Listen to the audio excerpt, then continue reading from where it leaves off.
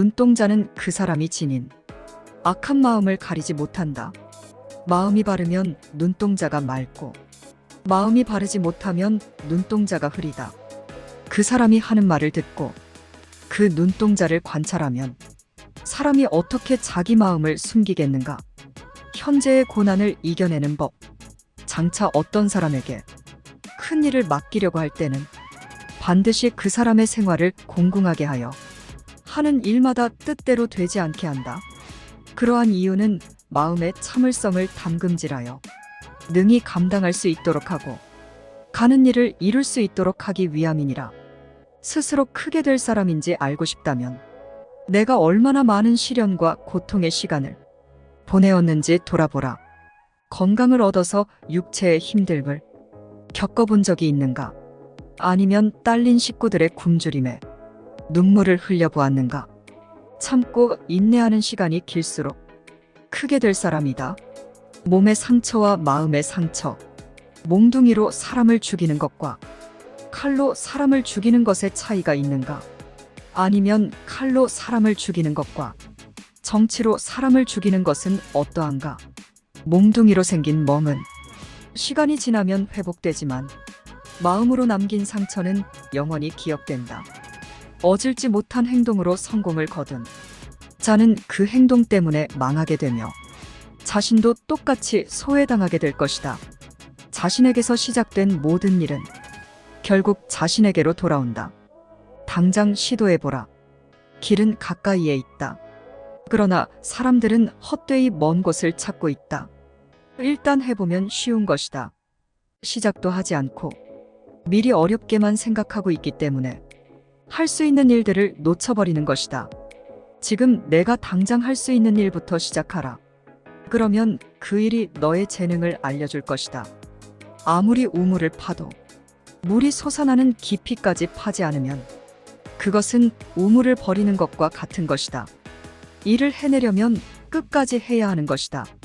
그렇지 않으면 아무리 고생을 해도 무의미한 것으로 되고 만다.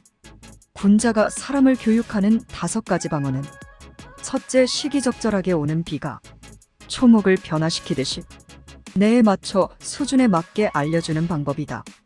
둘째, 덕을 쌓고 이룰 수 있는 환경을 만들어주는 방법이다. 셋째, 타고난 재능을 발휘하게 하여 잠재되어 있는 자질을 꺼내는 방법이다. 넷째, 제자의 질문에 답하는 것이다. 다섯째, 간접적으로 가르침을 주어 스스로 생각하고 깨닫게 하는 방법이다. 재난과 역경에 대하여 하늘에서 비롯된 재난을 피하는 것이 좋고 자신에게서 비롯된 권한과 역경은 피하지 말고 자신이 직접 해결해야 한다. 경계하고 경계하라. 너에게서 나간 것은 너에게로 돌아온다. 큰 뜻을 이루려는 사람은 자존심이 상하는 치욕스러운 상황에 처했을 때 꾹꾹 참을 줄 알아야 한다. 그러면 자신이 원하는 큰 뜻을 이룰 수 있을 것이다. 지금의 지옥을 군장 삼아 훗날 더 큰 사람이 되어라. 그 사람보다 더 높아졌을 때 그를 도와줌으로써 최고의 복수를 하라. 사람을 따르게 하는 방법. 자신의 지위나 권력으로 사람을 따르게 해서는 안 된다. 사람을 따르게 하는 가장 좋은 방법은 스스로가 솔선수범하는 모습을 보여주는 것이다. 그런 모습을 본 사람들은 스스로 따라오게 된다. 당신의 말과 행동이 다른데 권력과 지위를 통해 상대방을 누른다면 일단을 수긍하고 따르는 척 할 줄 모르나 조금이라도 내가 약해지거나 내가 없는 자리가 생길 때는 악의를 가지고 나를 공격할 것이다. 권력이나 힘으로 사람을 복종시키지 말고 덕으로 사람을 복종시켜라. 힘으로 사람을 복종시키는 것은 사람들이 진실로 복종하는 것이 아니라 단지 자신의 힘이 부족해서 복종하는 것이다.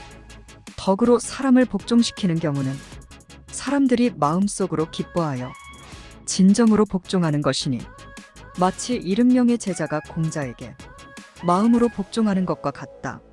다른 사람을 따르게 하기 이전에 내가 먼저 나의 생각을 실천할 수 있는 사람인지 돌아보라. 이것이 덕의 시작이다. 나아감에 있어서 앞으로 빨리 나아가는 사람은 상황과 환경에 따라 물러남도 빠르다. 사람을 얻지 못한다면 큰 뜻을 품어도 이룰 수가 없다. 백성들이 여진 자에게로 돌아가는 것은 마치 물이 아래로 흘러내려가고 짐승이 들판으로 달려나가는 것과 같다. 군주가 즐거움을 백성과 함께 한다면 백성도 군주가 즐겁기를 바란다.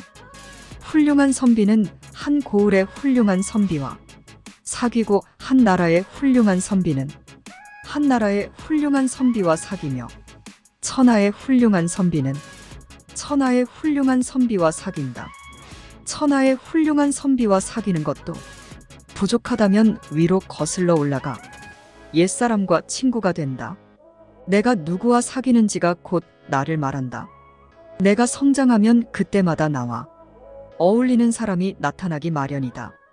만약 내 주변에 어울릴 사람이 없다면 나에게 공감을 주는 책 속의 위인들하고 친구가 되어야 한다.